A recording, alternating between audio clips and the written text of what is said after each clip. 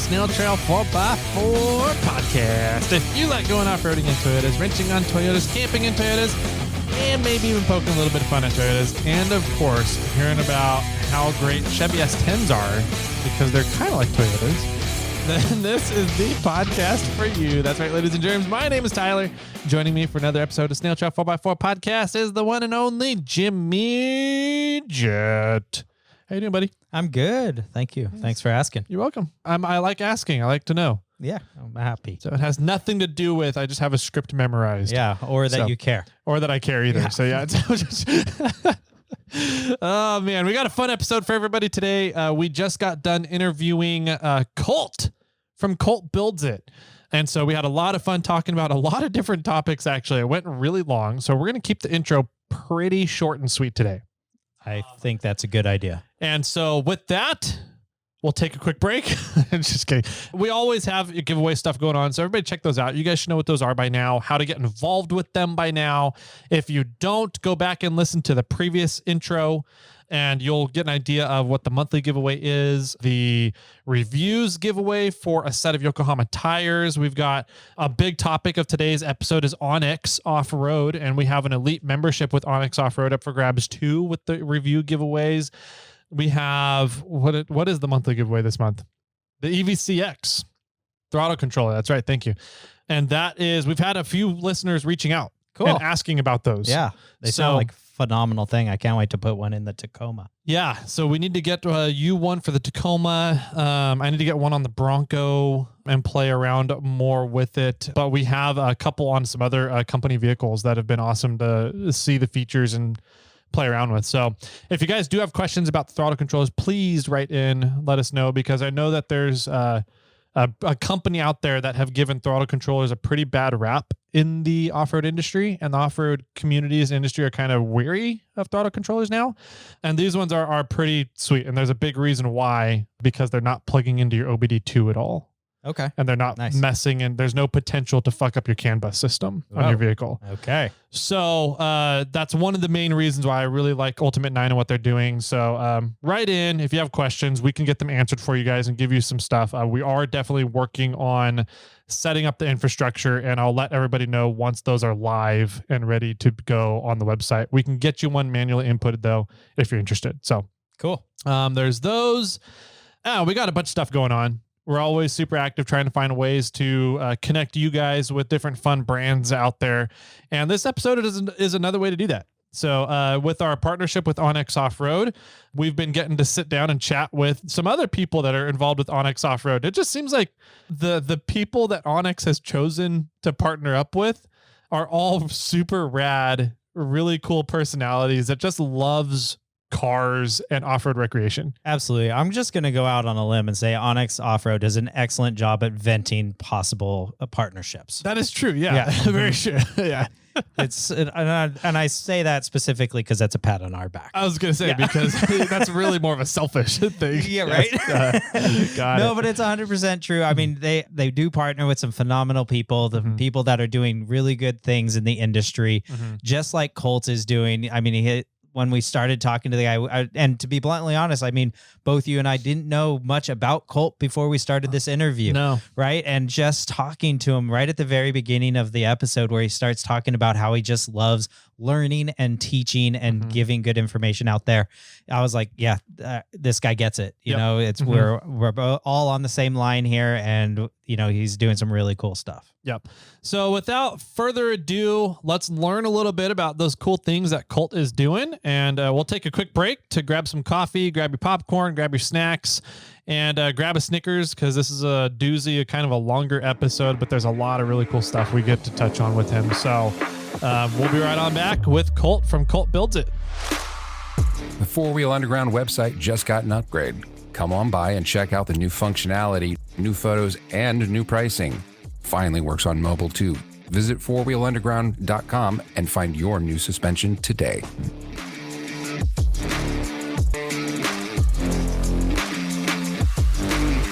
Welcome back, everybody, to the podcast. We have a fun interview for everybody today. We have already talked to Nate about the OnX Build Challenge, right, Jimmy? Yes, we have.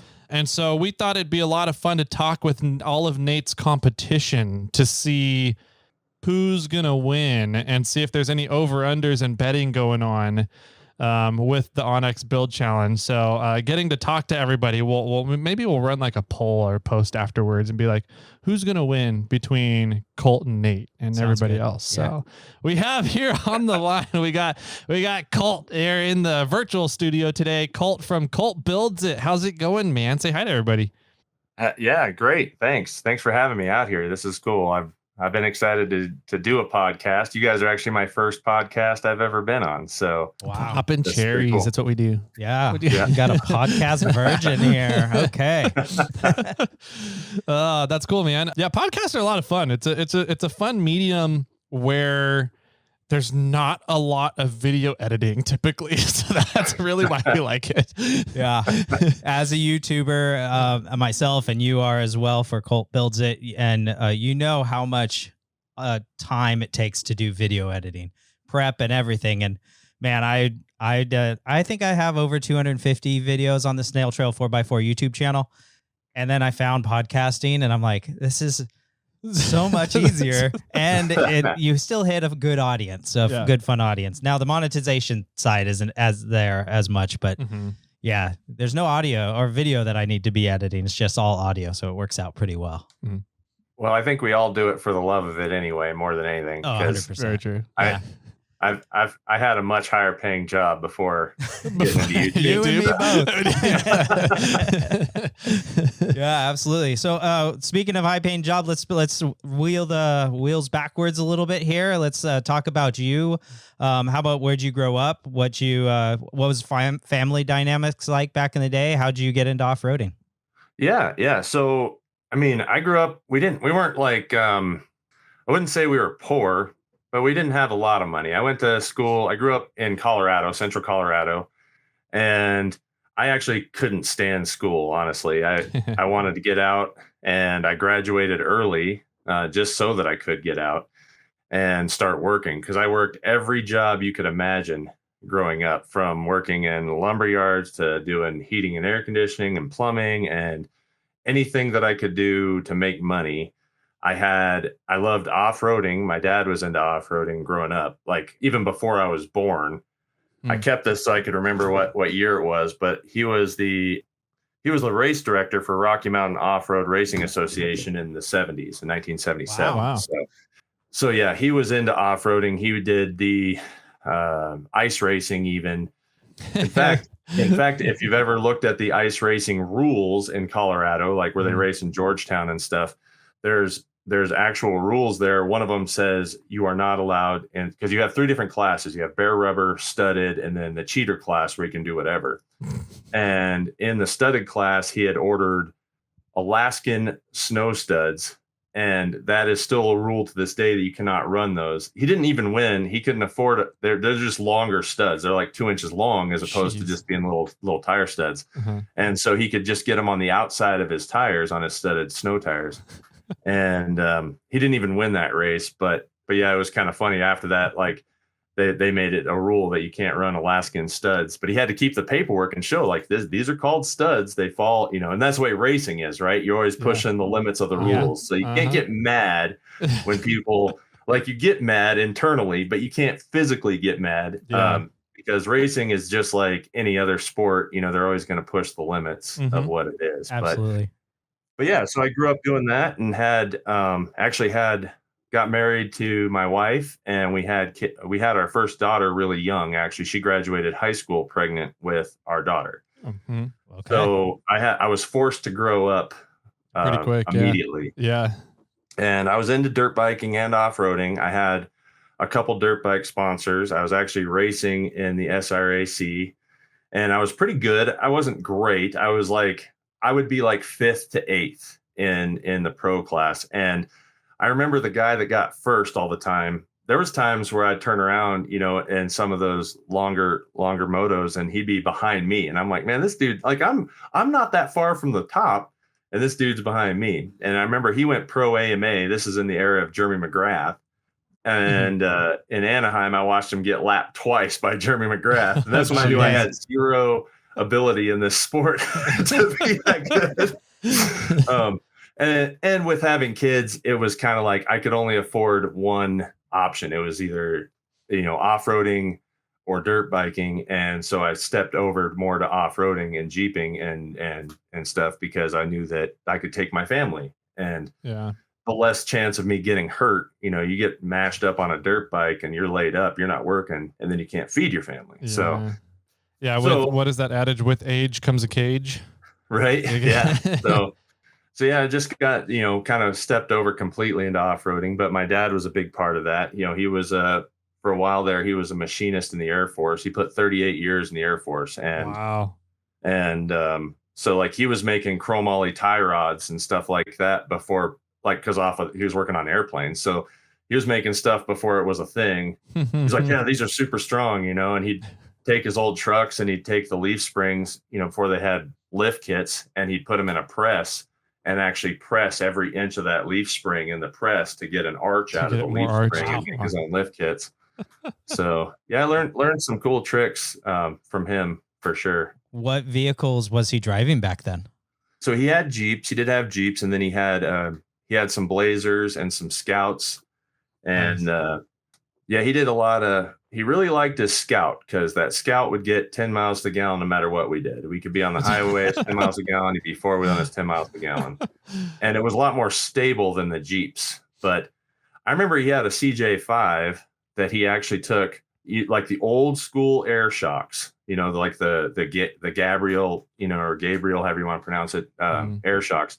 And he put them on all four corners, because we'd be on side hills, and it would, the Jeeps feel like they're going to flip all the time, those old Jeeps especially. And so he actually put an air compressor in there, and it would air down the side, like the high side, and then air up the low side. So at least you didn't feel like you were going to roll. But yeah, it was kind of just interesting things like that. Always push, he's never afraid to tear anything apart, which made me kind of never afraid to tear anything apart. Sometimes that burned me. I'm batting 500 for transmission rebuilds for automatic. Hey, 500 is great for baseball terms, man. You're doing good. Yeah.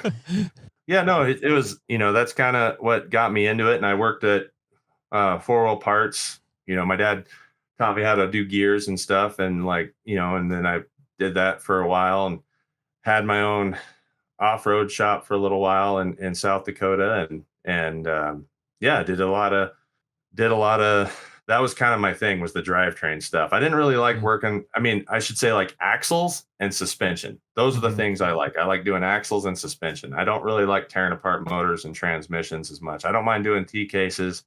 Done a lot of transfer cases. I had an 87 4Runner that the back end was smashed up. Got it for $800 in Denver. And the thing rode great, and the rest of the body was in good shape. But just the back end had a dent in it, and they had pulled the bolt for the topper, so the window didn't go up. In those old 4Runners, there's a bolt there that puts a sensor to let you know if the top's off or not. And I was like, man, the top doesn't even, the window doesn't even roll up. And so I talked him down to $800 and took it out to my house in Divide and built it outside. I had a single car garage that was about the size of a shed. They could just hold my tools, basically. So I built the whole truck outside, but did 1 tons under it, did dual toy cases, did a 4.7 gear set in it, and 513 gears in the axles, and 14 bolt and a 60 that I got from an old farmer for a couple $100. Nice. He didn't know, that back when people, everybody, now the internet ruins everything, kind of like everybody knows what you have, or they think they know what they have in value. But put the truck on some 42-inch TSLs, and that truck did awesome. Like it was that's a monster. Yeah. But it was geared so low, I let the kids drive it when they were little, and I did a lot of trails with that, like a lot of what people would consider buggy trails with that old 4Runner. What I learned, though, the difference between a Jeep and a Toyota is rocks like the body panels of Toyotas. Like they'll just jump out and smash them. Like you can't have a Toyota and not be raising. At least the old ones, the old ones, for some reason, they just like to raise those things up. Yep. It's kind of like you don't really actually have an old school Toyota unless all your body panels are raisined up. So Right. yeah, I'm actually working on wrapping my 4Runner right now, and the poor vinyl wrap dude, he was like, I don't know what I'm going to do with all these dents. he goes, the wraps don't take out the dents. Like you're going to see all the dents still, and it's going to be, I can get it. I can get the wrap on there. And I was like, no, that's good. Like I want the dents there. Like that, it's not a rock crawler unless there's all these body panels dented. And he kind of went back and forth and was looking at me like I was crazy. And I was like, dude, just do it. It'll be fine. I'm not going to hold anything against you. Is he charging you more because now there's more corners that he has to wrap around? Surprisingly, I don't think so. I don't know. Maybe he was just quick on his feet. Yeah. But yeah, so it's like a rite of passage for old Toyotas to have all those dents. So I agree completely. And like I said, it's only the first dent that really hurts. You know, you have a vehicle and you're like, and then once you get that dent, you're like, okay, I don't care anymore. Yeah, exactly. Now I'm just going to go with it. Yeah. We were literally talking about that in the lobby earlier today. And I was saying like, I really don't want to dent the truck, but if it happens, yeah, oh well. Yeah. Once you get it, then you just okay. I just got to deal with it now. Right. Yeah. Is that like ducks in the Jeeping world? Yeah, pretty much. You really don't want to get ducked, but what's the first one? I don't get ducked very often. I got Cherokees and the S10. Yeah. So and Samurais. So when I do get ducked, actually my wife got ducked. So I bought a cheap Jeep JK from a dealership. They thought that the frame was rotten. They had just had another old Wrangler that the frame actually was rotten, and they I think they might have got lemon lawed on it or something. And so they looked underneath it. It was a trade-in, and my buddy worked at the dealership across the street. And you know how dealerships are, like it's family owned, and then they own 7 different dealerships. Yep. But and he tells me, he's like, hey man, they're selling I told him if they ever found a cheap Jeep JK, a 4-door JK, let me know. And he's like, man, this thing's got at the time, I think 120,000 miles on it. And they want $6,000 for it because they looked underneath it and they thought the frame was rotten. It ended up just being the gas tank skid was totally broached, and it was rotten. But the frame was fine. Like the frame was totally fine. The way those gas tank skids are, they just hold dirt, and if you never wash it, they're just going to get ruined. So change that. And then I'm curious what tech looked under the Jeep, saw the gas tank skid rotted, and was like, oh, the frame is fucked. Like, what it's all bad. I'm sure it's probably just a salesman more than anything. But I got that Jeep for $6,000 and just got another skid from a salvage yard. And then we put a little lift on it and some other things, but my wife was driving it, and I come home and she's like, man, the Jeep's making this horrible rattling noise. I don't know what it is. And so I'm walking, I drive it and I can hear it. And I pull over and I walk around the Jeep, and somebody had put a duck on a keychain, like a hard plastic duck on the antenna. And so it slid down the antenna, and it was slapping the side of the Jeep, and actually scratched up and left big old scars on the side of the Jeep. And I was actually pissed. I was like, man, I hate ducks. Like this makes me mad. Oh, that's funny. But, somebody was trying to be cute and ruin my wife's Jeep. So yeah, that's crazy. There's people I see that just absolutely despise them, and there's people that like flaunt them and have them covered on their dash. So, I couldn't imagine getting in a wreck and getting a black eye from a duck. Oh my God. Or get one of the hard plastic ones to the face or to the temple or something, and death by duck. What do those people do? They glue them down so when they go off-roading, if they go off-roading, they don't fall all off. Like, I don't know. Yeah. Yeah, I don't know. It's in that same breath, it's whatever. I think if people enjoy it, let them enjoy it. But for me, it's really not my thing. I'm not gonna. I'll give. Like OnX sent me some ducks, and I handed them out to people and things like that. But it's definitely not really my cup of tea. It's more of a, like, if you go to the mall, you want ducks. And I don't go to the mall. So. Well, it's also, like it or not, the point that I think you made or we're getting to was that it ends up creating a community.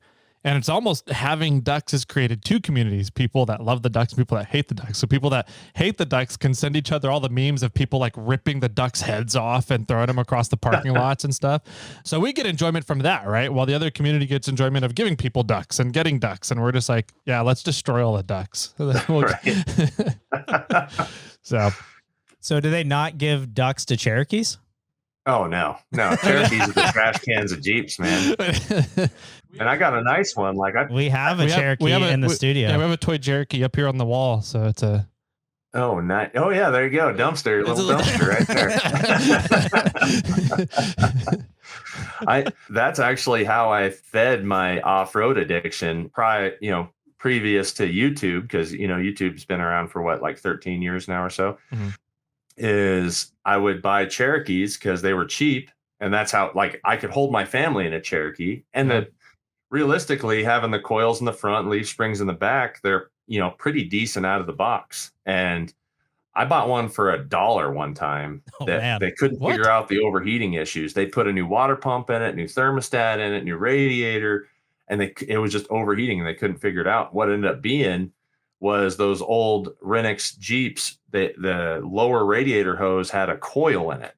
What? And so you could grab the radiator hose, and it felt like it was good.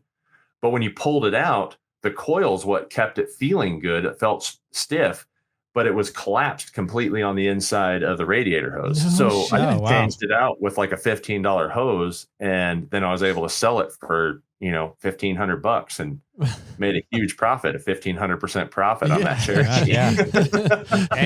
And just that story, you might have just solved Tyler's overheating problem. Yeah, I have a big overheating issue, and I'm about to sell the 4Runner for $1 too. I'll buy it. Consider it sold already.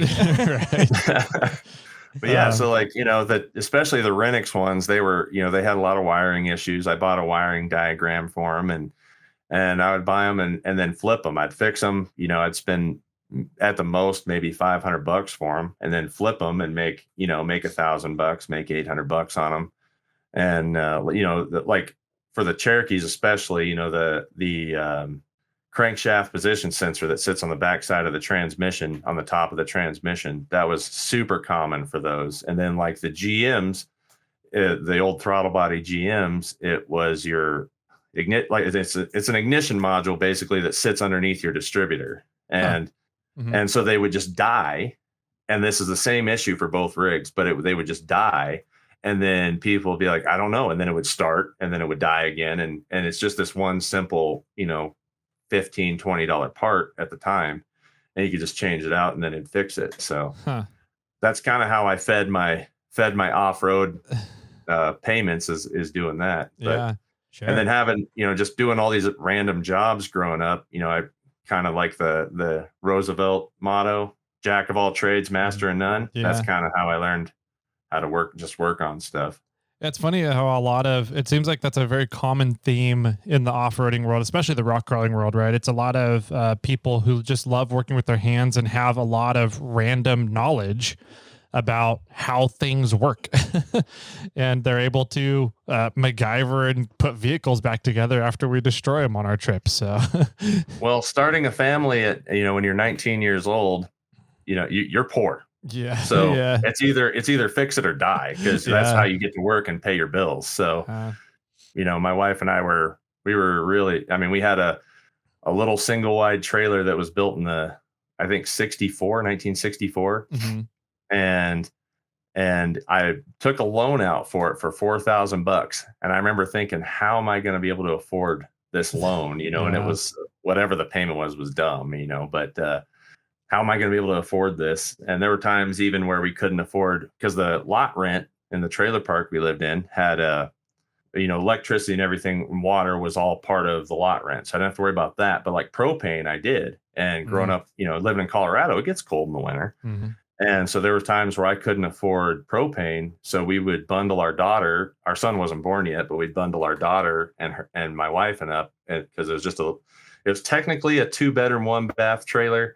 but it was more like a closet and then like a bigger closet and then a bathroom.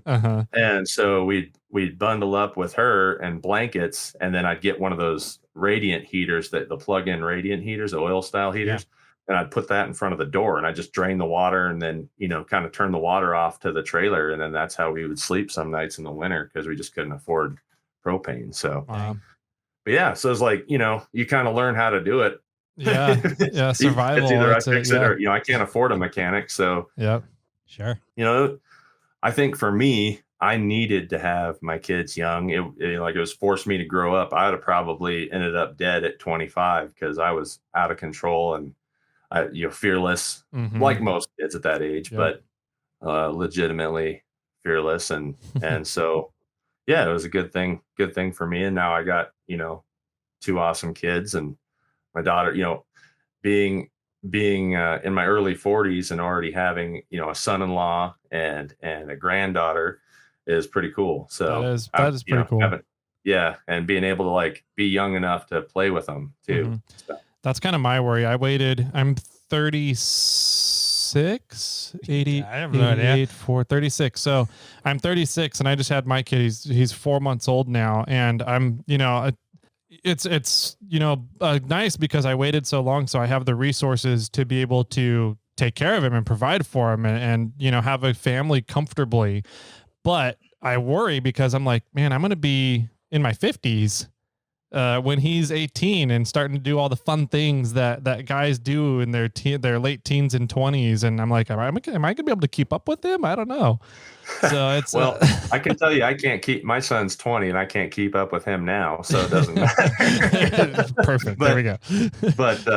But yeah, they both have their pros and cons for sure. It'd be, my brother's in that boat. So my brother and I are only a year apart, and, his kids are just a few years old. So it's, I think I scared him into being afraid of girls and kids until he was later in life. But yeah, that could be a good thing.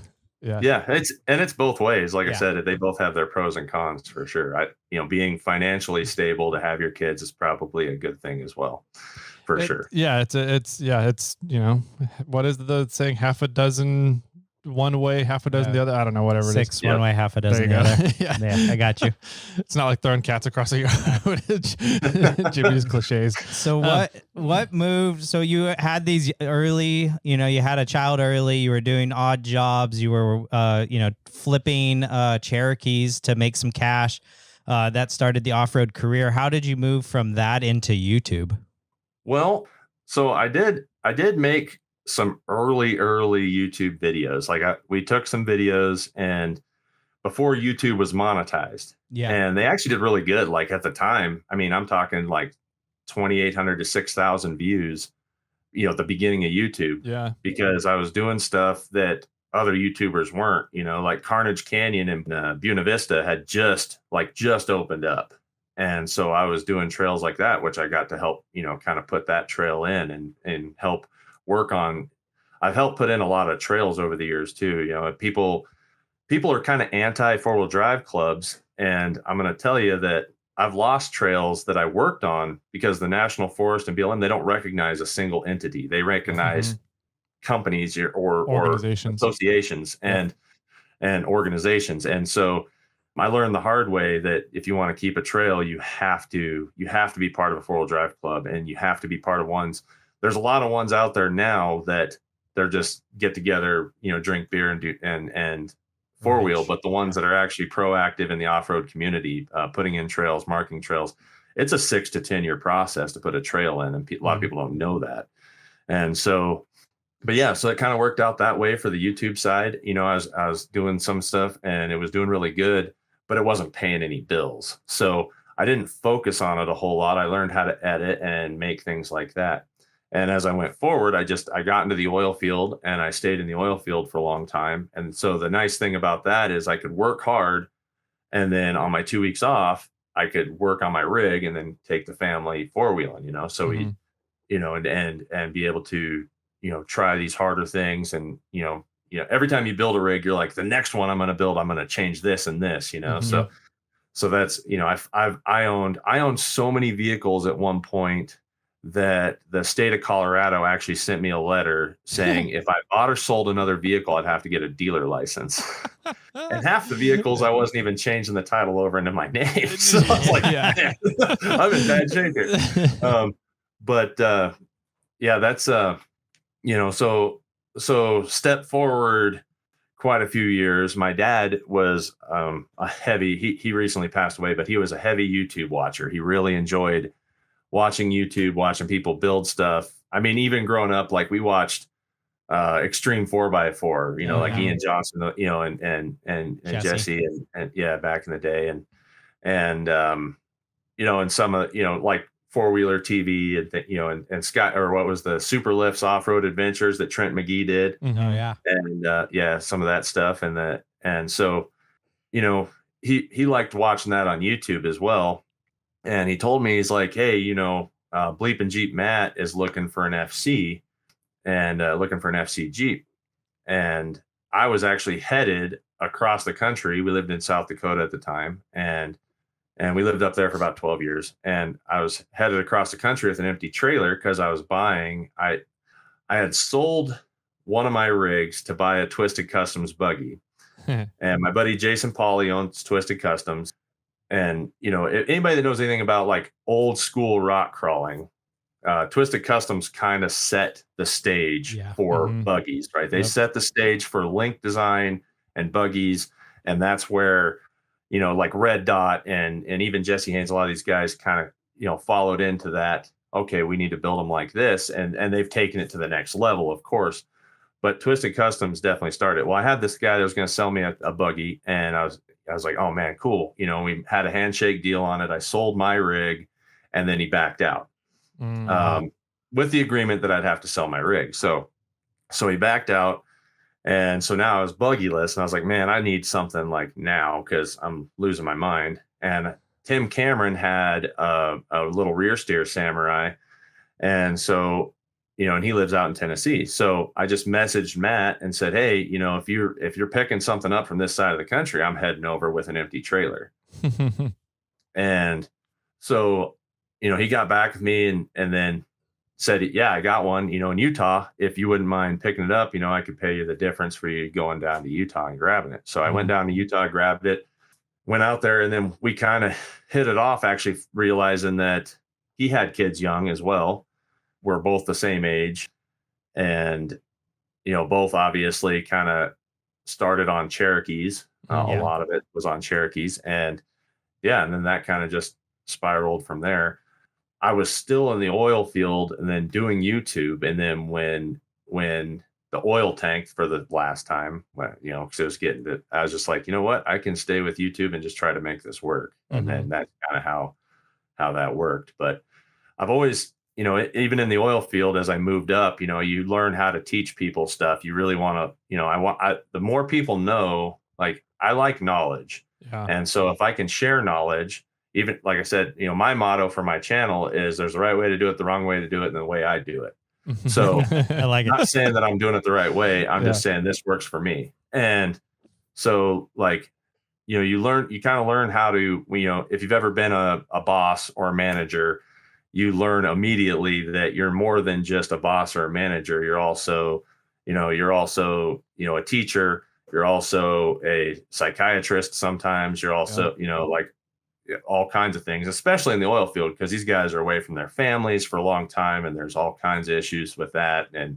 And so you learn to really try to help people out. And I've always liked helping people out. And so with the YouTube side, that was like what I wanted to do was, share history, share my knowledge, but also see if I can help people out. If somebody's like, hey, like I just recently, not too long ago, did a video that didn't really do that great, but I was like, I'm going to do it anyway. I knew it wouldn't take off, but it was just how to DB a tire, basically unseat a tire. And I had a lot of older guys message me and say, man, there were some ways that you showed me that I didn't, I've been doing this my whole life and didn't know that I could change this tire, pop a tire off a bead this way.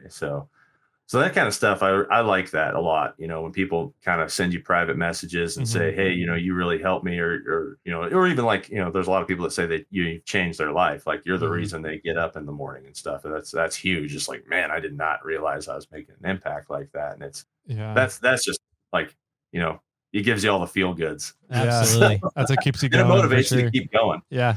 I had a video where I was doing an upgraded suspension on a 4Runner, and I just said something nonchalantly. I was like, hey, whenever you pull a tire off, just throw it underneath the vehicle so that if randomly the vehicle falls off jack stands, it falls onto the tire instead of onto you underneath.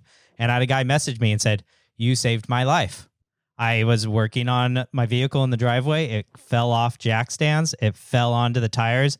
I got bruised up and banged up, but I was able to climb out from underneath the vehicle. And I was like, oh my gosh. Like I can't, like I saved somebody's life just by saying something randomly on YouTube. You know, it's pretty wild and crazy. And I'm so thankful I was able to help.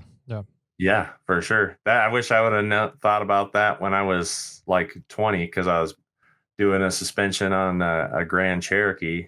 And like I said, I was doing everything out in the granite on dirt on a hill.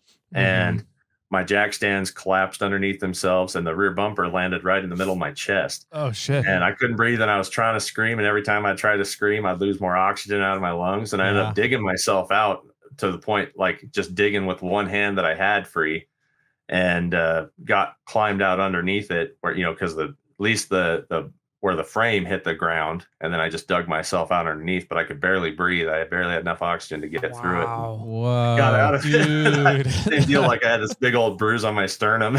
Yeah. Holy crap. That's crazy. Wow. Yeah, you learn. You make mistakes and you learn from those. That's the biggest thing. I think people think that you have knowledge, and it's like most of the time your knowledge comes from personal experience of your own mistakes. Yeah, exactly. 100%. Right. Yeah. So here in the recent future, you actually left BleepinJeep and you moved on to start your own YouTube channel. Do you want to talk a little bit about why that happened? Yeah, well, the biggest thing was it was just time to move on to my own.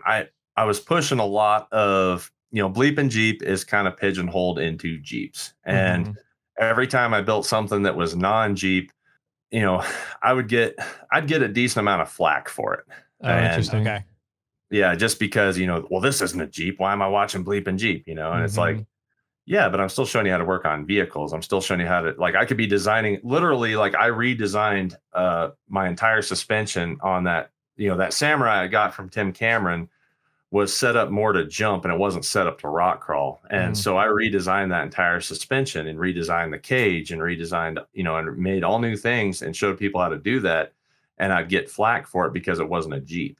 And so, it's like, man, I want to build stuff. I want to show people how to build stuff. I think, understand the system. And once you really understand how that system works, like a suspension system or your axle system, then you can apply it to any vehicle, any platform. So, yeah. And that was my motivation for the S10 last year was, last year the winner got to go to Ultimate Adventure, and Ultimate Adventure had been on my bucket list for forever. The problem with Ultimate Adventure is it's very expensive. It's very expensive to travel wherever they're going to go, get those hotel rooms, get all the, and the fuel. And then if you break parts and you need parts. And so I knew that if I could represent OnX Off-road, I would have the opportunity to maybe have them kind of foot some of that bill. And that's kind of how that worked out. But I was hoping that, I've always wanted to do Ultimate Adventure. So that was on my list, and I was motivated, very, very motivated for that build. And I knew that starting with an S10, I hadn't seen, me and my brother built a Sonoma years and years ago, solid axle swapped it, and did all that. So I knew what it would take to make that. And I just hadn't seen anybody build an S10 in a long time. So especially in the old, the mini square style. And I was like, leaf springs still work good. Like, you're not going to get the same flex you get with links and coilovers and all that, but you can build a leaf spring suspension.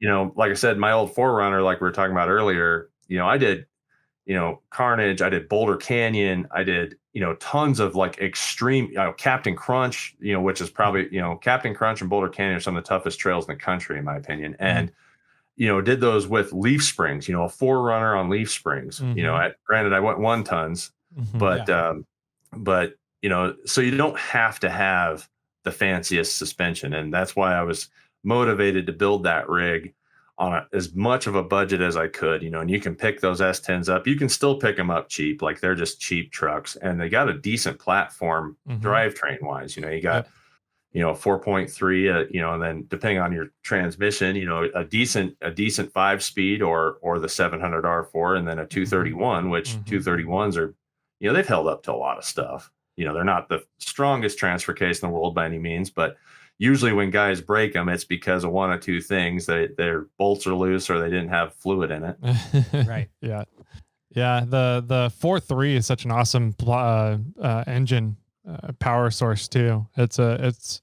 I wish that there was more stuff written out there about how to put the 4.3 and utilize it in other vehicles. Right. Yeah. And what's funny too is like the throttle body is the same as the 350. A 4.3 is a Chevy 350 minus 2 cylinders, same bore and stroke, same, like same connecting rods, same valves, same everything. Everything else is the same. It's just short 2 cylinders, and you talk about like, like when Tracy Jordan was competing in We Rock, and he had that, what they call that, the scat motor that was an LS that was chopped in half. It was a 4-cylinder V4 LS. Wow. And it's like, no wonder he was just dominating. You're talking about an aluminum LS that's chopped in half that has tons of power. Yeah. And you have all the great engineering. Cause I mean, you can love or hate, I'm not a vehicle purist by any means. I think I think every company has great and bad stuff. And, I'm sorry, but an LS, anybody can take an LS.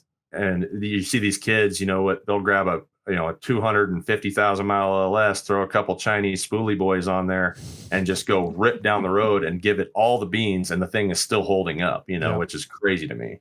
Yeah. It's pretty nuts. Have you seen the new 4-cylinder LS?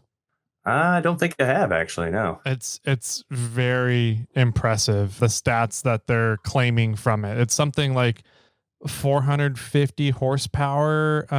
And like, was it 350 foot-pound torque, 300? Yeah. So I don't know, somewhere around there. And it's like aluminum based block and everything. It's super lightweight, twin turboed, I believe. I'm interested to see it as a crate motor and see what people do with it, because it looks pretty phenomenal, but I haven't heard of anybody getting one yet and doing anything with it. So yeah, they're probably out of the price range of most of us that would want to do something with it yet. Right. But yeah, that's like my perfect tow truck would be a Ford King Ranch cab with a Cummins and an Allison. So I'd make every purist just hate me. Right. 100%. That's funny. So the S10 actually won the build challenge last year. So you were, I want you to give us a quick rundown of the build of the S10, what you kind of did with it, and then talk a wee bit about the off-road challenge. Yeah. So the only way I could figure I could sell it on BleepinJeep was using Jeep leaf springs. So I went with Jeep Wrangler YJ front springs. Yep. And that was my selling point for that. And then obviously kind of pitching that like the 5 speeds are kind of interchangeable and the 231s are kind of interchangeable. The front parts are different, but the guts are the same.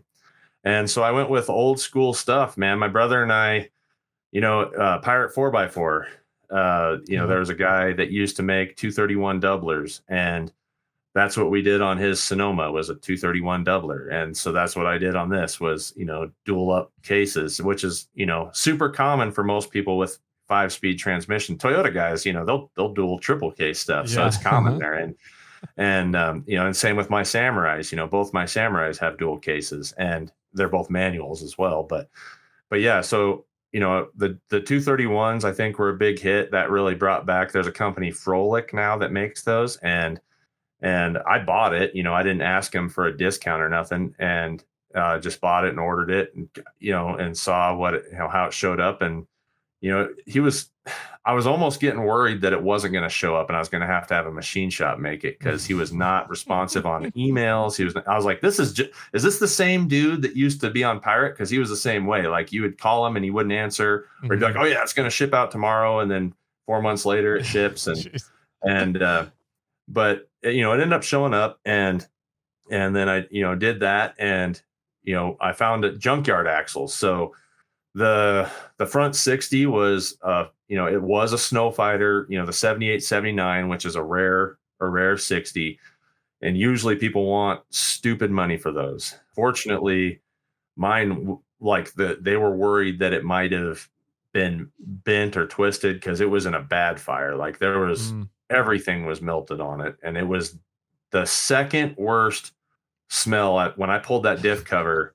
Gear oil doesn't smell that great anyway, but it was the second worst one. Like I was gagging off it, and the worst one, I swear the person pooped in it. Like I'm just I swear it was a guy. He had some other dude, another company, put the gears in, and he kept bringing it back to him. And then it was like, they kept putting them in wrong, or, messing them up.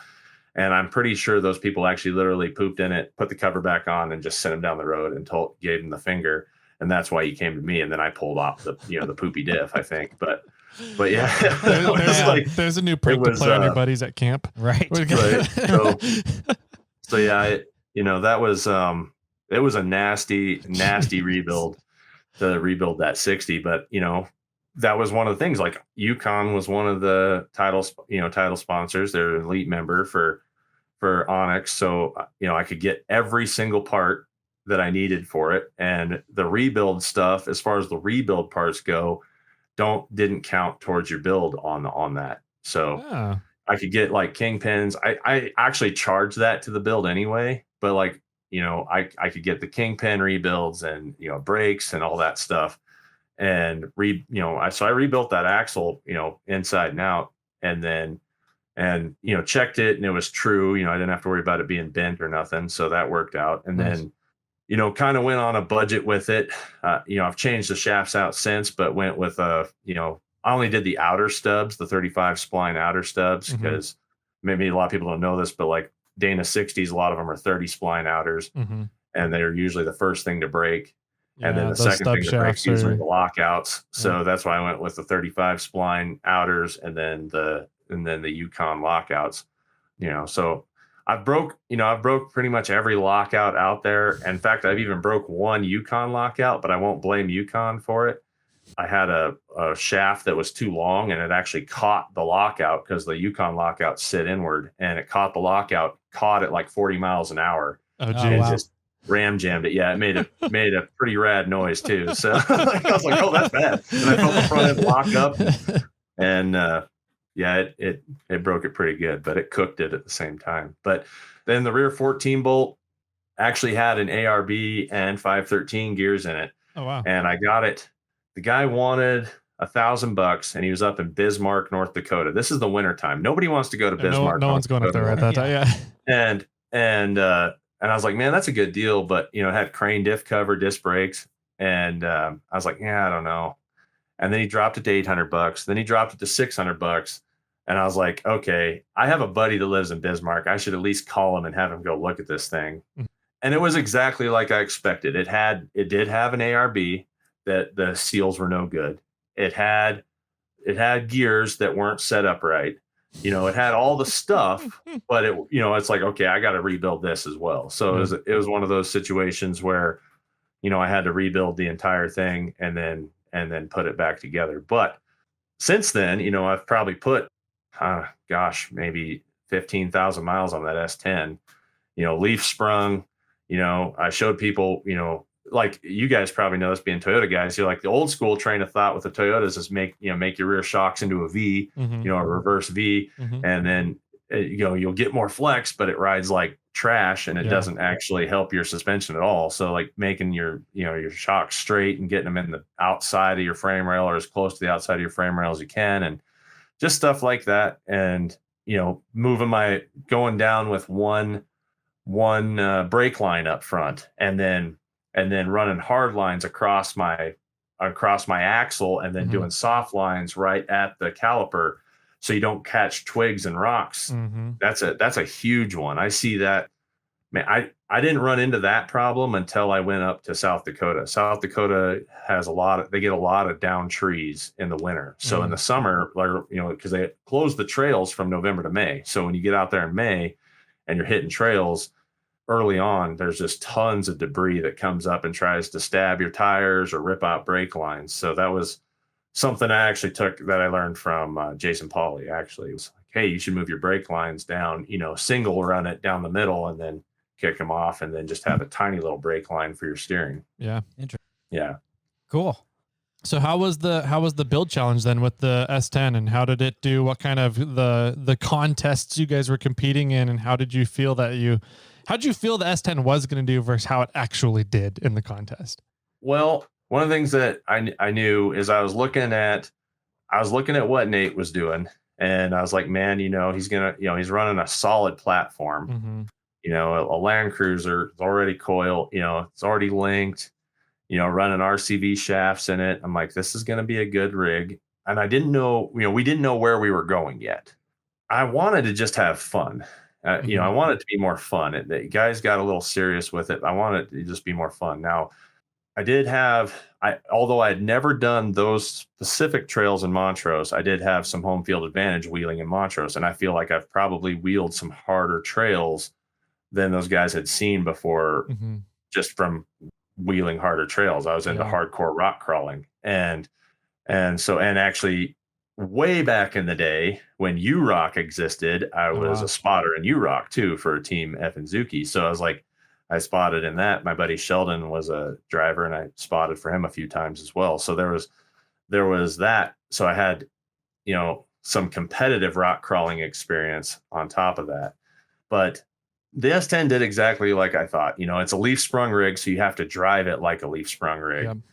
I did some things that were, prepped for it, making the bottom a flat belly and going 1 tons, I think is advantageous. Yep. I think Nate was, still, Toyota axles, you can build them as strong as you want. You run 40-inch tall tires.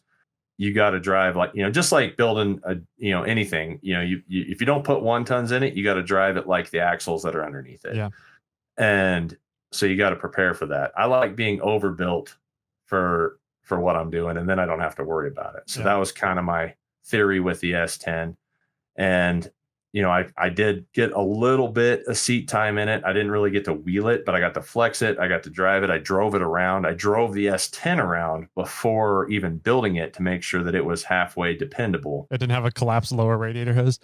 Yeah, right. Exactly. And, or a blown head gasket like Nate ended up having, so it was unfortunate for him, but, and I saw what Rudy was taking on, and, I was like, well, he's got a lift and he has a plasma table, so he can do a lot more things than I had the ability to do in my single car garage. A lot of people don't realize too, when you're setting up linked suspensions, you got to tune those, especially with coilovers. Like it takes a little time. It's, you're tuning it, you're working it, you're flexing it, and it's a lot of work. And so, that's some of the stuff that why I was just kind of sticking with the KISS method, keep it simple, stupid. And I was prepared for it to do well. When we went to Montrose, I was not prepared. I was like, man, we were doing stuff that, like, this was supposed to be kind of an overlander trip, and we're doing stuff that is definitely not. There's no overlander running in any trail in Montrose, hands down. Like, there's just not. So that was one of the things that I definitely was like, well, we're going to do some hardcore wheeling, like this is legit. We're going to do some hardcore stuff. So this year is supposed to be a little different. We're doing a trail though that is on my bucket list. It's been on my bucket list for a long time for my buggy. So I'm kind of curious how this is going to play out, but I am excited, moving forward. The S10 did great, and it's still doing great. I still use it regularly. I've used it as my lumber truck, as my daily driver. It has AC. Like it does great. So I can't be upset. One thing I would like to do in the future is I'd like to make a bed for it, and a flat bed. Yeah, well, kind of. I want to make a utilitarian bed, so it'd be more a little of everything. Like I want to have toolboxes, integrated toolboxes, and have my tire placed a little different, and still have a cooler. And I don't want it just to be like a simple flatbed with some boxes mounted on it or something, but I want it to be like a legit utilitarian bed that has, hook points and just things that I can do with that. As far as the rest of it, it wouldn't hurt. I put a big transmission cooler on it, and so it holds a lot more fluid, but it wouldn't hurt. It's got 230,000 miles on it. Probably wouldn't hurt to get another motor and another transmission one day and just put them in. Mm-hmm. I mean, right now they're still working just fine, but I wouldn't mind doing that. I'd like to make a trip to Alaska. Alaska has been on my bucket list. That's on my bucket list too. I'd like to drive it. So to do that, I think it'd be nice just to have all new parts. You know, everything else behind that, you know, I rebuilt both of those transfer cases and I rebuilt the axles. So they're all new. You know, they got 20, 30,000 miles on them, but it wouldn't hurt to probably put a motor and transmission in it. Cool. For the future. But yeah, it did really well. You know, it worked really good on the trails, and you know, it did good in Ultimate Adventure, and you know, that was all on the East Coast, so I had to give it, you know, you have to give it the East Coast bump on a lot of that stuff. Yeah, have a little more whoop pow, which is unusual for me to have. You know, I say 4.3 V6 power, but like both my Samurai buggies, you know, one's got a 22R, you know, a little 2.4, and then the other one's a 1.6 8 valve with a turbo on, you know, they're both on propane. So, you know, propane robs a little power. And so yeah, having that extra little bit of go juice makes a big difference for sure. Nice. All right. So the last year you kind of ended up, you won the build challenge with OnX, and then you got to go on Ultimate Adventure. You had a lot of fun there. What is in the works for this year's build challenge now? So this year I picked up a 1976 AMC Pacer, and I mean, and I knew that Fred and Dave, you know, and I knew Fred and Dave had built one. You know, they're both friends of mine, and I knew they had built one on dirt every day when dirt every day was around. But they just kind of threw some Jeep axles under it, you know, and like I would swear the thing's got Cherokee leaf springs, but I was hoping, and my car looks just like the Wayne's World car. Like it's 100%. It's the same color blue. The same color, yeah. Oh yeah. And I was originally thinking I wanted to just put a 4-liter in it, you know, 3-speed auto, because you know they had a 258 and a 727, so a 32 RH and a 4-liter would work good in there. And then a T case, and then do some, you know, full width axles. Well, as we started breaking it down and the time constraints, I'm in the middle of building a shop right now. So I'm like, I have no way of putting this car together the way I want to. Well, good. You and Nate are both on the same right, yeah. level there then. I think his is much farther along. I don't even have power in my shop yet. I've been using extension cords. But yeah, so I'm putting that together.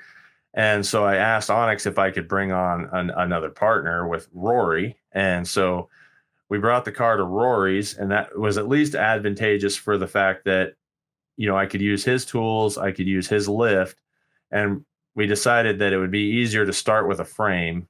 And so I used my old Jeep Wrangler. I got a TJ.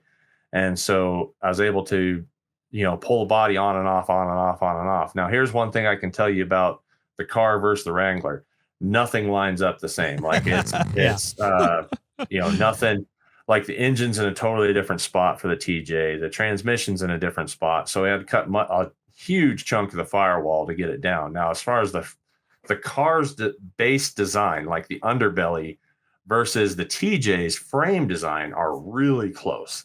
Okay. So that part was nice. I was able to kind of get that mocked in there and get that part of it done. Right now I'm in a very dangerous spot though, because it looks super cool. Like there's a car on the frame, you know, I got this little char that looks like it's functioning, and I don't have axles, I don't have suspension, I don't have running drivetrain, I don't have any of that stuff. So now, you know, you're in the process of building all of these, or making all this stuff that you may not have that visual stimulation on as I go forward. But, you know, my plan is still I want to make a race car. So like, you know, kind of an off-road racer. I haven't seen, you know, they've raced Pacers before, but they were still like the 2-wheel drive Pacer. So I'm excited to build an off-road Pacer that, you know, can jump. And my ultimate goal is I would like to run the Baja with it. So wow. That's kind of what I want to do. Okay. Is run the Baja. Are the shocks going to go through the hood? Like how are you going to pull that off? That's what I wanted to do. I scored some Fox 2.5-inch coilovers that are 12 inch. So which realistically you get over 14 inches, and most of the time you're never going to use any more than that. I wanted to find some 16s or 18s, and then I'll just limit them and exactly that, like make it like Fast and Furious style, where you just see these coilovers blowing through the hood. And I might still have them coming up through the hood. We'll see. But the goal is to have a functional car. So I got a 9-inch. You know, a lot of people don't know this, but like most vehicles, your rear axle is narrower than your front axle, and that's so you have a better turning radius. Yep. And so I pulled my 9-inch out of a van. So it's actually the same width as my front 44. So the vans actually have a wider stance. So my van is 67 inches, I think. And then my 44, which was out of like a 78 Ford pickup, is also 67 inches hub to hub. So I'm going to have the same wheelbase front and back, which kind of, I like when it comes to off-roading, you're not so much worried about turning radius. No. And I like having the Pontiac method, you know, wider is better. Yep. The old Pontiac commercials. So, so yeah, I like having that stability. So that's the goal, is a 9-inch and a 44. Instead of doing 1 tons, I'm going to focus on 37-inch tall tires and kind of go that route, which is going to be a little bit different. But I'm going to try to do trailing arms in the back. And if I can make that work, I'm going to run trailing arms. And then, is there enough room underneath the chassis, enough space in the wheelbase to get trailing arms in there? The car is unrealistically wider than people think. It is huge. Really? That is a full-size mini car. Like, it is so big. It looks tiny. Oh, I know. They look small. You got to remember too, though, like me and Rory are both 6'5", and you know, I'm 250 and he's, you know, 280 or something. Like, we're not small guys. And so we make the car look smaller than it is, but the car is massive. Like, oh wow, it's so much bigger than that Wrangler. Like, I had to stretch that Wrangler the frame 13 inches just to fit it under the wheelbase. And then the tires that stuck out, those are 10-inch wide wheels. Granted, it's just a 44 and a 30, like stock TJ axles, but they're offset out wheels, 10-inch wide wheels. They stuck way out on that Wrangler. They are flush with the width of that car. Wow. Okay. Yeah. I wasn't familiar with what a Pacer is, and once I Googled it real quick while we've been talking, I was like, okay, that's a Pacer. And one of the first things on there is, well, it's your video with Rory tackling a Pacer out in Moab. But then there was a little blurb that said that the car is almost wider than it is long. Oh yeah, it's ridiculous. Like it's a square. I've had people send me commercials from, you know, they found commercials on those Pacers, and that's actually what they would brag about, is how wide the car was. Like, it's a wide stance, full size short car, you know, or whatever. But yeah, it's a much bigger car than people think. Fortunately, you know, like, I immediately had people sending me stuff for the Wayne's World stuff. So I have at some point, Rory and I, you know, I got a whole Garth get up, and he's got a, you know, Wayne get up, and I actually had my buddy Trevor, used to be on Matt's Off-Road Recovery. He's now on Misadventure Labs. He made me a licorice dispenser, like a little legit licorice dispenser with the cutter and the wheels and everything. So I'll have to figure out how to mount that to where it's like a temporary mount. So it's not in the race car part, but where I can like mount it, pull it in and out. You don't want to have licorice while you're going down the Baja? Come on, man. I'm afraid that it, like, things would fly off. Like, there's like a little cutter, you know, little razor blade cutter and stuff to cut it. And I don't need that in the eyeball. So that's like putting ducks on my dash. I don't want that. Are you going to get the vinyl, like a vinyl sticker of the flames behind the tire too? Even better. So, here we go. So I got a better one for you. You know, you can get those off of eBay, actually. Okay. And I was like, man, this car is going to SEMA. Like, do I really want to just throw some eBay stickers, flame stickers on it? And I had a guy reach out to me that wanted to do a sign for the shop.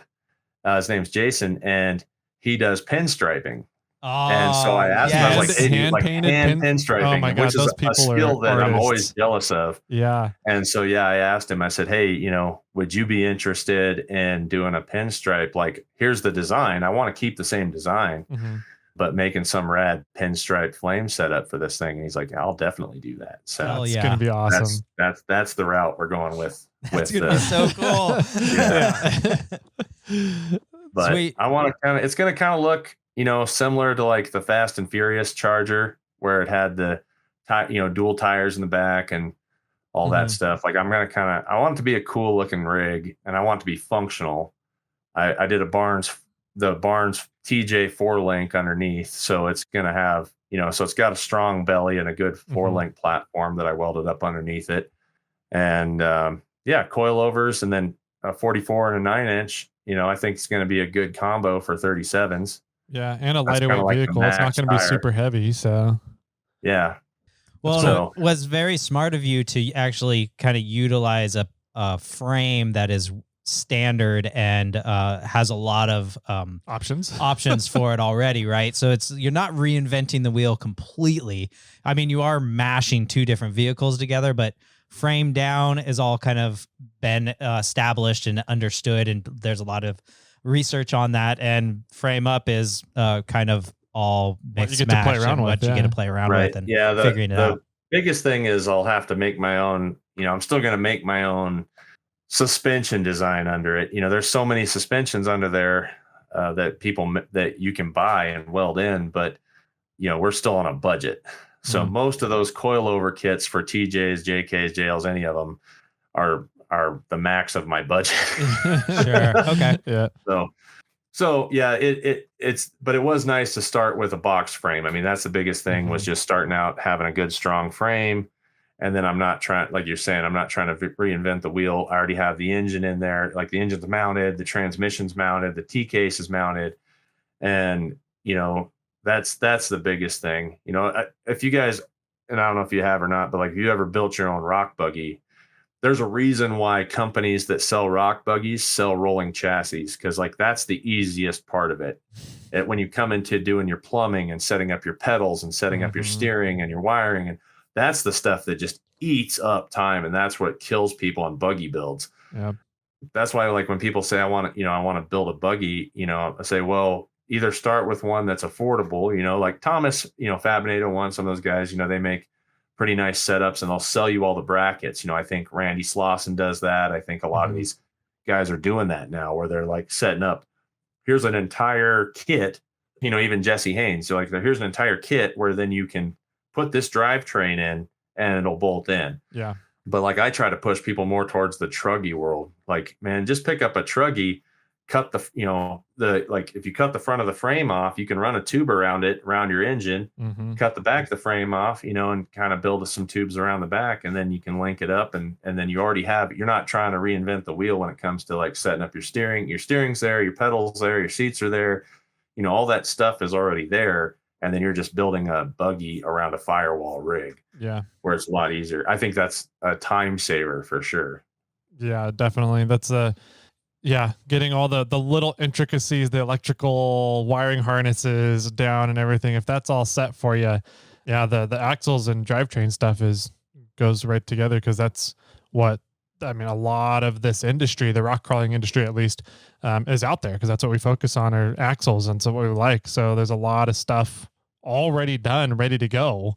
So you can just kind of pick and choose your flavor that day and throw it under a semi-completed thing, and then finish it off with what you want. Yeah, and I've been really blessed to be friends with a lot of people in the off-road industry over the years, and just learn and talk. When somebody that's been doing it for a long time tells me something, I'll sit there and listen.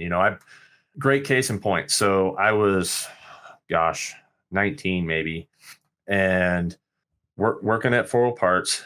Shannon Campbell was down for, it might have been the very first XRRA. So like pre Ultra 4. And I can't remember if it was that or one of the rock crawl events, but anyway, I built a Y-link for my Comanche. I had a Comanche, and I had both my upper Y-links, it was just like what everybody still sells, which drives me batty, but like, it's, lower long arms and then coming off the lower long arms to your upper arms. And he took a pin and he's like, look, the reason you keep messing up and your rig is like dive bombing when you come off of cliffs is because your links are too hard mounted on the upper side. He said, remove one of those upper links. He said, if you have your fingers, he took a pin and put his fingers on each end of the pin and flexed it, and you can feel the pin bind. Yep. And then he took one of the links off, and he's like, now it's not binding. Yeah. So you take your finger off the one side of the pin, and then it's not binding anymore. And he's like, if you take your upper link off and you run a 3-link, he's like, now your rig will flex. It won't dive bomb. Your body won't roll as you're driving off stuff, and it won't try to break and fracture your welds. And once I did that, you know, it made a huge difference on how that truck operated. It flexed so much better, worked better, you know, wheeled better. And I was like, man, you know, and it was just something simple that he had already went through, you know, and it's like, you know, Shannon had been building rigs, you know, I mean, he was doing the old quarter lip stuff, you know, where you had your leaf springs half cut upside down on shackles and links. And so, it's like stuff like that, you know, when you can pick the brains of people that have been doing it, it helps you get better. And then you can, you know, I don't know, like I said, I always want to try to help people with share people with my knowledge with mistakes I've made. And then if I can take something from somebody else, I'm going to take that for sure and run with it. Yeah. That's awesome, man. Sounds like you should have a YouTube channel or something to share all that stuff. That's cool. So yeah, speaking of your YouTube channel, you've been doing it for a while. It's been going well. You have a lot of really fun content. What has been, like, just over the years, what has been your favorite build that you've ever done? Oh, shoot. So I have a couple, like, and the reason for it is, I have a Toyota Truggy I did that I wish I'd have kept. That just worked, man. It just worked. And I beat it up and it functioned. I put when Super Swamper came out with the iRock sticky, I put a set of those iRock stickies on there, and that truck was just, oh man, it was so good. And it was all budget, like full junkyard parts. Didn't have enough power to get out of its own way, but all gears. And you know, dual cases, obviously, and did a Dana 300 twin stick, and nice. And you know, it worked. That's one of the rigs I wish I wouldn't have got rid of, but I have a few, honestly. I had right when Shannon and I first got married, I had a 72 K5 Blazer, and at the time, patina wasn't popular. And man, that truck was rust free. And it had new everything. Like the guy I bought it from had put a brand new crate 350, new transmission, had an off-road designs doubler in it, dual, you know, it had a 203, 205 from, you know, and then I had 3/4 ton axles and 35-inch tires on it. And that truck, I loved that truck. It drove good, it wheeled good, but I was afraid to dent it. And you know, there's a couple. I had a, you know, Comanche I built I wish I wouldn't have got rid of. So I have a couple. I don't know. There's a few out there. One of them was actually one of my Samurai buggies, and I was able to buy it back. So I was happy about that. That one's all Toyota guts for the most part too. It's a 22R 5-speed dual toy cases, and then 60 and a 70, 717 gears and stuff like that. So wow. Yeah, I'm a big proponent of low gears if you got a manual transmission. More gearing. It gives you a lot more options. Yeah. All the gives torques. You a lot more options. Yeah. So that's cool. I was going to ask if you were running the Samurai 1-tons under there, but you're running like the Samurai Rockwells under there. So the 67. Yeah. The other one is 60s front and back. I pulled the 513s out, put 717s in it as well. And then nice. That's my rear steer one. And it works good, but it's got that 1.6, so you got to give it all the gears you can get, you know. So yeah, you need to get out here. There's an annual Rubicon trip with all Suzukis. It's called ZukaCon, and they a bunch of Suzukis get out here and run the Rubicon every year. Amber and I have talked about that every year, and every year I'm like, man, I need to get out there. Here's a Rubicon story for you. I've done the Rubicon one time. Okay. And I've wanted to do it. I'd wanted to do it for forever. And I saved. What I did is I kept all of my change, and I have, you know, so I kept all my change for like 12 or 15 years, and I just throw it in this 5-gallon water jug. Yep. And that's how I paid for my Rubicon trip. Wow. Now I was in the middle. I'd sold my 4Runner, which I shouldn't have got rid of, but sold my 4Runner and was building another Comanche. And I used a company's long arm kit because I didn't have time to do it. And I'm not going to name them because the long arm kit literally broke apart on the welds. Oh, no. They looked pretty and they failed. Oh, no. And, but anyway, and there's a reason why you'll probably never see me running them again. But I put this Jeep together, and we had booked the Airbnb or VRBO or whatever it was. I'd never even heard of that at the time, like what it was, but because it's been 10, 11 years, maybe even 12 years since I've done the Rubicon now. Mm-hmm. Got the Comanche together, 39-inch red labels. Like, it was a sick, 1 tons. I had a Atlas 4-speed in it. Like, it was a rad rig, AX15 Atlas 4-speed, and made it a 4-seater. Like, still had bed sides, but like put a bed or a seat in the back, a bench seat for my kids. And we had booked that place a year in advance to stay at the Rubicon. So it wasn't real pricey, but it was 1 block from Rubicon Road on the Tahoe side. Yep. And I went out there with one friend that I knew, and then a bunch of people I had never met before, and get out on the trail and don't even make it to Cadillac Hill, and coming in from the backside. And then that arm broke, right? Just snapped right off. And I'm like, you got to be kidding me. And at the time it rolled. So when it broke, it rolled my axle, broke both my front shocks. Oh my God. Busted. What I didn't notice, it broke a little bit of my drive shaft when it separated, but I could still spline it back together. But what I didn't notice is it broke one of the little dog, like tits, the little dog ears that hold your U-joint in at the pinion yoke. Yep. And so I ratchet strapped everything back together, got back together. And my friend that was there with me, they're like, oh, I hadn't really wheeled with them that much before. And they're like, yeah, well, you should be able to get back to camp. And then all the other people just everybody just left me. So I was just like, this sucks. Like, I just got left. Yeah. And so, which I was used to wheeling a lot alone because I was pushing the limits of what my rigs could do. And I wasn't in the buggy world, when I was younger. So like, I couldn't afford the buggies. So they would scock at you, you're rig on leaf springs, so it wasn't a shocker for me to have to fix stuff on my own and then get back off the trail. And then I drove around Tahoe and found 2 dudes, like a garage with these Toyotas, like you were saying, just raisined up Toyotas, just smashed to snot. And I was like, hey man, do you guys got a welder? Like, can I borrow a welder, and whatever you want, your money or whatever. And they're like, well, we just want beer. So I sent my wife to go get them beer, and they had a little ESOB welder, and I used it and burned everything back together. Like I said, it had no shock still. And so both of them were broke. And then we went back out on the trail, and I'm trying to figure out, never even been on the trail before. And they're like, hey, we're going to be camped at one of these lakes. So we're driving around, and we're going up Big Sluice, I think is what it is, where it's like, just kind of that long uphill.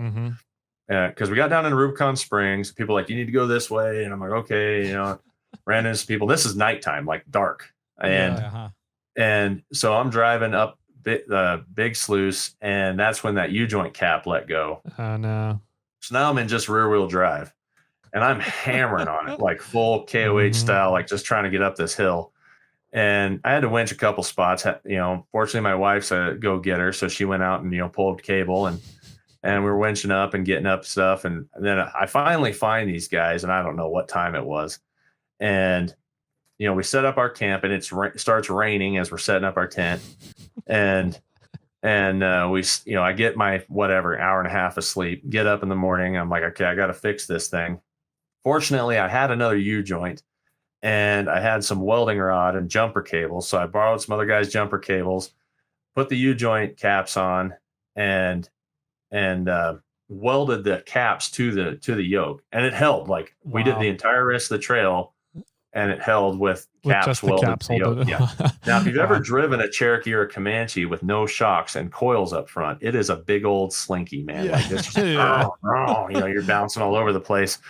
And but we did the rest of the trail, and then come back, and now I'm like, okay, I got to go into to Reno and get parts. Like, I got to get a pinion yoke. I'm gonna try to find some shocks. So we head back. find, there's a race shop that's next to Summit, and I can't remember the name of it, but that I went over there. They do like Baja trucks and stuff, and they had some old shocks in the back, and they had some shocks the right lengths. So they sold me some used shocks. They had my pinion yoke, and it worked out. So I was able to get all the stuff, put everything back together. And then the guys are like, we're like, hey, I'd really like to go do Fordyce. And they're like, yeah, we'll show you Fordyce. Well, we come in. What I come to find out, we didn't even go in the entrance. We went in kind of like in the shortcut or whatever, where you cross the river. Yep. And we crossed the river, and I'm doing some like wicked bonus line stuff in there, and did Toyota Rock and all that. And Yep. and right after Toyota Rock, like that obstacle, whichever winch hill that is, I don't know which one that is. They're like, our wives want to go shopping, and then they're like, we got to go back. And so they like literally turned around right there. So I never even got to do all the Fordyce. So I've never been able to do all of the Rubicon. I've never been able to do all the Fordyce. And that was my Rubicon experience. So like I have a vendetta. Yeah. I'm now I think 12 years in on this change collection that I have all this change. I have a 5-gallon bucket full of change, a 5-gallon like water jug. Full of pennies, quarters, dimes, whatever, and it's like, okay, it's about time to go back and do the Rubicon, and then I'd like to do Fordyce at the same time. Let us know when you did do that trip. I mean, we're up on the Rubicon. This year's a little different, but in normal years, we're up there 12 to 15 weekends a year on the Rubicon, and Fordyce, we're usually up there at least 2 to 3 weekends a year. So they're both trails. Jimmy's an hour and a half from each trailhead, and I'm about 2 hours. So we're up there a lot. It's a really beautiful area. They're really fun trails, and if you have a vendetta on them, we'd love to get you out there. And I'd like to go. I mean, just even driving around in the daytime that next day, because whatever lake we stayed at, they didn't want to go to the entrance. I wanted to drive to the entrance on the Rubicon, but they're like, well, we did that yesterday when you were broke down. And I'm like, okay, like you guys all live here, it might be cool for you, but I'm like, I haven't, I've never been here, and it's a long drive for me to get out here. So I was really, really disappointed. And but anyway, you'd get a kick out of it, especially since you've been there. I mean, the trail it's changed a little bit. They try and preserve that trail as much as possible, but it definitely has changed. And there's a whole new section, which takes a solid afternoon to do with the new Rubicon Trail Foundation, the loop that they opened up. And it is some amazing, awesome, just granite ledges and big articulation. So nice. You would get a kick out of there, and you kind of just got to add another day to your trip if you want to do it all and see everything out there. So I'd like to do that. One of the things that I was nerding out on was just all the mountains, like just hiking. I want to get out there and like hike. So here's one thing, like my parents had me and my brother a lot later in life, like in their 40s. And I don't know if they just didn't care or what, but when I was a kid, my dad would just let me, like, I had a huge hiking backpack that weighed about 70 pounds. It was his old hiking backpack. And he would drop me off in the woods in Pike National Forest, and I would go out and go camping by myself. You have a whole new respect for the woods when you camp by yourself. You run across bears and mountain lions, everything else. And I had a machete. So yeah, it's like I could fight off anything with a machete, right? Of course, yeah. And you'd go camping, and then I would just keep hiking, and you always come up to a road. Like, I don't know how anybody can get lost, like legitimately lost, unless you just gave up. You always come to a road, because I would just hike in the woods and then come out, and I'd end up on a road, and then I'd follow the road till I found a house, and then I'd knock on houses, and then somebody would answer the door, and then I'd, this is before cell phones, and then I'd call my parents, and say, hey, I'm over here, I guess. And then they would come and get me. Holy crap. And yeah, like no parents let their kids do that now. Like I wouldn't even let my kids do that. I'm like, no way. You're like the original Bear Grylls of Survivor, man, dude. Well, I can tell you right now, I had a lighter. I was no good at making that. Good dude could make fire. I can't make fire like that. I always had a lighter. But go camp like that. And so I've always just loved being outside. Like that's probably my favorite thing ever. We just recently, this last year moved to New Mexico, to Farmington, and oh man, like I just love being outside. I love exploring stuff and hiking. Like I love four-wheeling, but I love it just as much if I was on a two wheels or on my feet, you know, like I just love being outside. So if I can go explore stuff and find stuff that maybe other people haven't seen, like that's what I really like. If I'm like, man, this hike took me, you know, 2 or 3 days, I guarantee nobody else has been out here. That's always, I love that kind of stuff. Yeah, dude, I mean, the high Sierras, there's a lot of really sweet things to see. Yeah, man, hiking around the high Sierras, there is a ton of really cool stuff to see. There's there's a few, 3, 4, 5 airplane crashes that are really rad hikes to get out to. Some bitch and waterfall areas, cascades to get out and check out. Tons of gold mining history. There's some pretty awesome, if you like just being out in nature in, you know, 6,000-7,000 foot elevation areas. I don't think you can really beat, in my opinion, the high Sierras here in NorCal. So nice. Yeah. Well, we're coming to the end here. I think, you know, we've stolen enough of your precious little time. You probably need to get back and start wrenching or cutting some more firewall or something. One of those two. Why don't you give us some shout outs of like possibly everything you've got going on? Tell us how people can get a hold of you or any sponsors that you want to talk about. Yeah, for sure. You know, one of the things that always makes this possible is just the people that are following along, man. I love that people are willing to, you know, take a chance on me and listen and see what I can build and what I can do. And, you know, you can get on, obviously I do have the YouTube channel, Colt Builds It, but I also have Facebook, Instagram, Patreon, and even a website where any of the companies that I work with, I always try to get a discount code so that they can have a discount if they're trying to build something too. So they can get on the website, go to discount, you know, member discounts, and then they have tons of discount codes on there for them as well. You know, when people buy merch, you know, I love seeing people wearing my shirts. I love when people come up and talk to me too. A lot of people, it's funny, there's two kinds of people when you do YouTube. There's people that'll come see you, and there's people that'll just stare at you awkwardly. Yeah. And I always try to tell people, like, man, feel free. If I'm not in the middle of like filming or something, or like trying to do something, you know, halfway important that pays my bills, feel free to come up and, you know, talk. I love that going on in life. And, you know, I just think it's cool, man. I love being part of this community. And, you know, I'm looking forward to going forward, building this Pacer. You know, hopefully it'll do well in the competition. And, you know, my ultimate goal is to be a fast overlander, you know, because they said it maybe, you know, they're looking for some overland stuff, but, you know, realistically, before the Toyota Tacoma, people slept in tents. So I'll be okay in a tent. And you could put a rooftop tent on that thing. And then as far as the, you know, I'm actually going to go back into competitive rock crawling. I'm going to try my hand at We Rock up in Goldendale, Washington. Sweet. Next and at the end of July. So yeah, pretty excited about that too. That'll be really cool, man. Are you taking one of the buggies for that, or are you going to try and do the Pacer? No, yeah, the Pacer won't even be close suspension. to being ready. But no, I'm gonna take one of the Samurais for sure. Yeah, I got my drag axle Samurai. Gonna do that, and then maybe hit some trails in Oregon after that. That'll be cool, man. So yeah, you've got a lot of places where people can get a hold of you if they see you in public. You love checking out and shaking people's hands, saying hi to them. Anything else? What are some of the brands and companies that have really stood behind you? I know that you said when you transitioned into your own channel, a big part of what was able to make that happen was the brands that stood behind you and that were like, yeah, dude, let's do it. Who are some of those guys that helped make that happen? Yeah, well, 100% was OnX. 100% was OnX Off-road, man. They said they literally signed a contract with me before I even had a video out.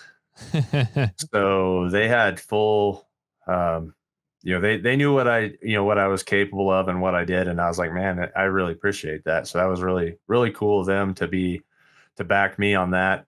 You know, Barnes 4-wheel drive's been a really good sponsor for a long time. Adams Drive Shaft, you know, Power Tank, you know, Skyjacker is another one. Skyjacker's been real keen on a lot of stuff with me.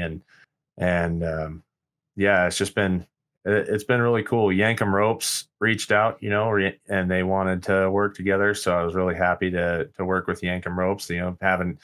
Anytime there's companies that are in the USA that try to keep their products in America, I'm all about affordability. We know, like case in point, like t-shirts don't get made in the USA. You can say all you want, like they might get printed, you might get a printing in USA, but you're not going to get a t-shirt made in the USA anymore. It's just almost unobtainium for that. So even,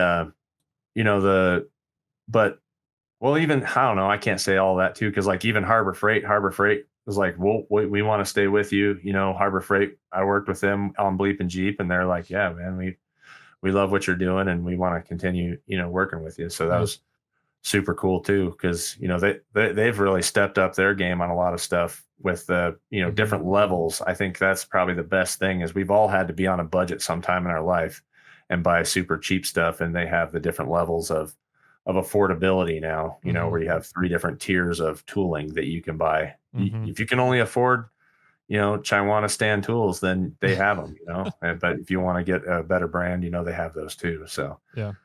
Well, cool, man. That's some good stuff. I hope everybody out there goes and checks out Colt here. Go look at his Instagram. There's some really fun content there. The YouTube, of course, and keep an eye on the Pacer and see how the Pacer turns out and how the OnX Off-road Challenge ends up. Are they doing the spot for Ultimate Adventure again, or was Ultimate Adventure is kind of defunct, right? Ultimate Adventure is no longer. So It was nice to be able to bring, I've been running Milestar tires for forever. It's nice to be able to bring those out east and show that they work, because they still work. People, they got a bad rap with the MT-01. The MT-02 is a totally different tire. Yeah. But I was talking to Trent and Christian. They are working on creating the Unreal Adventures. So that is what they're working towards. Yep. And I think that that's an opportunity. That's a cool opportunity to still do. I think if anybody, Trent McGee has a gift when it comes to making an adventure, and like legitimately, like your days blend together out there. And if you don't keep track of it, you're gonna be like, man, that I missed, I did so much cool stuff in such a short amount of time. So, I think that's really cool that they're going to try to push forward. Unfortunately, Motor Trend just wanted to kill it, and big corporations, that just happens. But they're looking at the bottom dollar, what they can make, and it's not as much of a love affair. And so I'm excited to see what they can do if they make it happen. It'd be cool. I really want to do it, and at the same time, I'm like, man, I got a car that I got to get done, and I don't even have a shop to build it in yet. So, I'm on the fence there, but I think it'll be cool. Yeah, this year is just a trophy.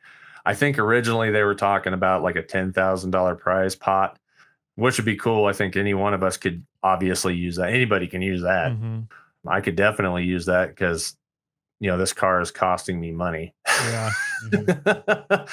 People always think that everything just gets, oh, you do YouTube, people just send you stuff for free. It's like, no, that's not really how that works. Yeah. Well, cool, man. Thank you so much for taking the time. It's been a lot of fun chatting with you. I think I'd like to have you back on the podcast here in the future to talk about trail stuff. So more of the trail advocation side of things, like opening up trails, trail maintenance, because I know you are pretty heavily involved with that. So I think it'd be fun to talk a little bit about that and teach people about clubs and trail maintenance stuff. So for sure, we'll get you back on for sure. In the meantime, everybody go check out Colt. Everything that you're doing is some pretty rad stuff. I love the way your brain works, and just, you're like, yeah, we can kind of come up with this funky thing and put this thing together and put this thing here and this thing here. It's fun to listen and fun to look at. So I guess if anybody has questions, reach out to Colt. And yeah, man, any final words to kind of close this out and leave everybody here with today thinking? Just thank you guys for having me on, for being the first podcast out of all the podcasts that keep messaging me to be on there, to say, when I say, hey, give me a date, you guys are like, yeah, okay, here's a date. So yeah, I really appreciate that, because I'm a fly by the seat of my pants kind of guy. I make about as many, I'll try to make organization, and then every time I set something up, I'm usually stressing over meeting that time frame. So I'd rather just go with it and let it roll. Yeah, dude. But yeah, thank you guys for having me on, and thanks everybody for listening. And yeah, anybody that follows along in my adventures, I definitely appreciate it for sure. Sweet. Jimmy, any final words for everybody out there? One of my big takeaways from this and listening to Colt is really just start. It's, it sounds like what I learned a lot about Colt is that he just sort of started doing things and always started rolling with it and started understanding it. And like, I'm one and the same in a way where it's like, I didn't know how to do any of this. I just took it apart and I learned it. And then from taking it apart, I learned how to put it back together. Yeah. So really use your hands, start, playing and, get some grease under your nails, have some fun with it. Yep. I like it. I like it a lot. And with that, my friends, keep crawling.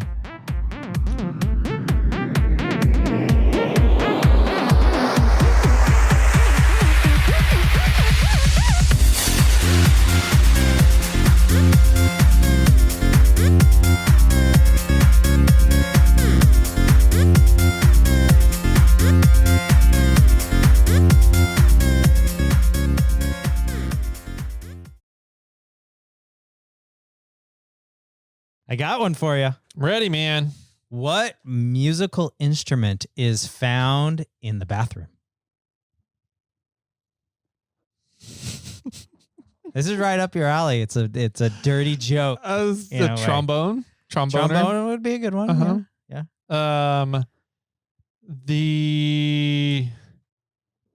I just had it and I could. Oh, what? Oh, fuck. I don't know. What is it? It's a tuba toothpaste.